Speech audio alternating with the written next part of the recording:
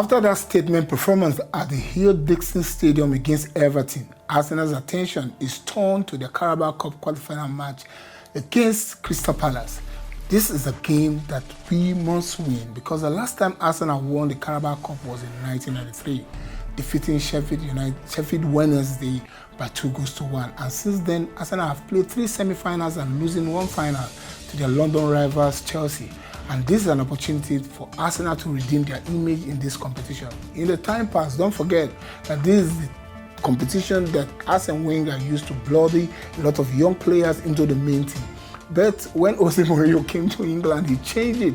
He changed the paradigm of the game by playing his full squad. And when he was asked by journalists, he said, I have only 1 squad. And he ended up winning the trophy for close to 6 times thereabout. But Arsenal really need to put their nose into winning marquee trophies this season, using the Carabao Cup as the icing on the cake, because we need to start winning something. And for us to win something, it means that we're going to win more. So the Carabao Cup must be a competition that Arsenal should utilize to start winning trophies going forward. Anyways, this match is going to be really tough, whether you like it or not, because especially when the London teams are playing against one another, they want to do everything to outdo each other.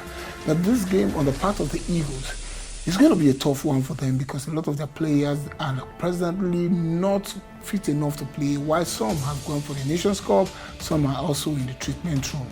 Talking about Ismail Assar, has gone for the Nations Cup. The Senegalese will not be available because he'll be playing for his country in the AFCON. And Felipe Mateta hobbled off 10 minutes before the end of their last game and not seeing a knee injury, which is 50-50. We're not too sure if he'll be available for the match Tuesday quarterfinal game against Arsenal at the Emirates. And the other player is a familiar player, talking about their key commander, the midfielder, is nursing a hamstring.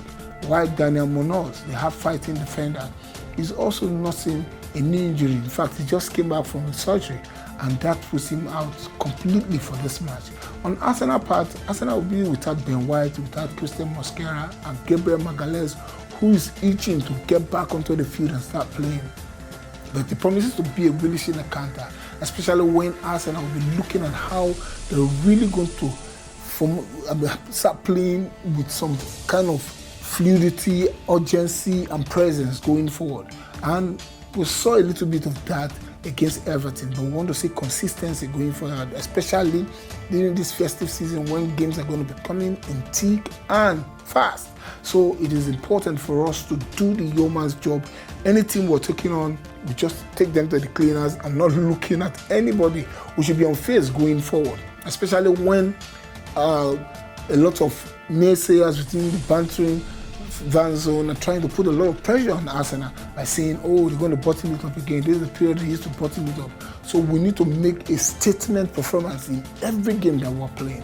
So going forward, let me know what your team selection will be. Let me know what your goal match prediction will be going forward. I want to give my team selection. This is the match that I want Arteta to rotate some of the players, because we need them to get into the groove of competitiveness. Let them start playing well, so that at the end of the day, if anybody is not doing well in the main team, you can just come into the full and just replace the person. So I want to go starting with, in goal, I want David Raya to rest, and we'll have Kepa Arrizabalaga playing in that position. And on the right side, I want to see Jordan Timber continue to do what he's doing, because at the moment, Christian Mosquera is not there, Ben White is not there. So Timber starts off for me in the right back position. And in the central defense, it has to be Saliba and Piero Hincapié. Well, at least now we have to begin to get that consistency playing week in, week out. It will be good for them until when Gabriel Magalhaes returns into the team.